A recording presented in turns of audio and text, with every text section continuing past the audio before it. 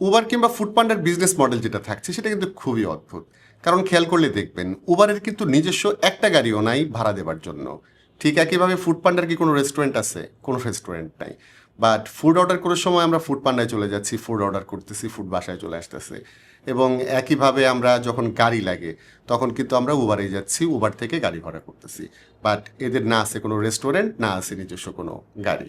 Mobile অপারেটরের ক্ষেত্রে ঠিক এরকম একটা জিনিস আসতে যাচ্ছে যেটা নাম হচ্ছে এমভিএনও, মানে হচ্ছে মোবাইল ভার্চুয়াল নেটওয়ার্ক অপারেটর।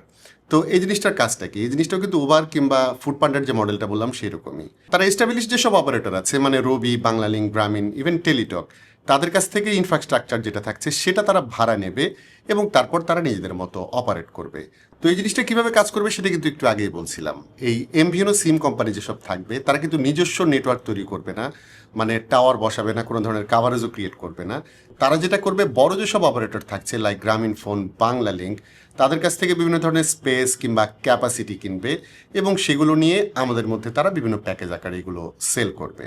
তো এখানে ভালো বিষয় যেটা বোঝা যায় সেটা হচ্ছে যেহেতু তারা বড় খরচের মধ্যে যাচ্ছে না, সো তারা কল রেট কিংবা যেসব প্যাকেজ থাকবে, ভয়েস কল রেট কিংবা ইন্টারনেট প্যাকেজ, সেগুলো কিন্তু আমাদের মধ্যে অনেকটা কম দামে সেল করতে পারবে।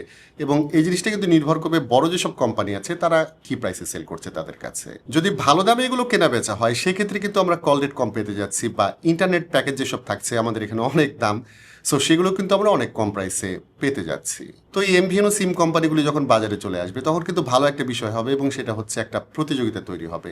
লাইক গ্রামীণ ফোন হয়তো অনেক প্রাইসে সেল করছে, সেখানে যদি তারা অনেক কম প্রাইসে দিয়ে দেয় তখন কিন্তু মানুষ গ্রামীণ ফোনের সিমটা সরাসরি না কিনে এমভিএনও সিম যেটা থাকছে সেদিকেই চলে যাবে। অনেকে একটা জিনিস জানেন যে বাংলাদেশে একসময় একটা মিনিট কথা বলতে 6 টাকা 90 পয়সা লাগতো, এটা গ্রামীণের আমলে ছিল। পরে যখন বাংলালিংক বা এয়ারটেল চলে আসলো তখন কিন্তু আস্তে আস্তে কল রেটটা কমতে থাকলো এবং এটার ইনিশিয়েটিভ নিয়েছিল সম্ভবত বাংলালিংক। সো আরেকটা নতুন ফেজে যেহেতু আমরা ঢুকতে যাচ্ছি, মানে এমভিএনও চ্যাপ্টারে, সো আশা করা যায় এমভিএনও আসার পর হয়তো কল রেট, ইন্টারনেটের যেসব প্যাকেজ থাকছে সেগুলোর প্রাইস অনেকটা কমে যেতে পারে। তো অনেকের মনে প্রশ্ন থাকতে পারে যে এই এমভিএনও জিনিসটা আসলে বাংলাদেশে সাকসেস হবে কিনা। এটা আসলে অনেক কিছুর উপর নির্ভর করছে, তবে বাইরের দেশে মানে ইউরোপ, আমেরিকাতে এটা কিন্তু মোটামুটি এস্টাবলিশড। অনেক ছোট বড় কোম্পানি আছে যারা মেইন স্ট্রিম অপারেটরের থেকে অনেকটা কম প্রাইসে বিভিন্ন ছোট ছোট প্যাকেজ বা স্পেশাল প্যাকেজ আসলে সেল করে থাকে।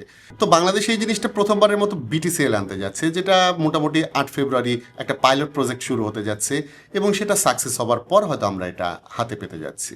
তো এই এমভিএনও সিম বাজারে আসার পর কিছুটা চেঞ্জ হতে যাচ্ছে হয়তো বাজারের সিনারিও, লাইক কম্পিটিশন যেটা আছে সেটা হয়তো বাড়বে।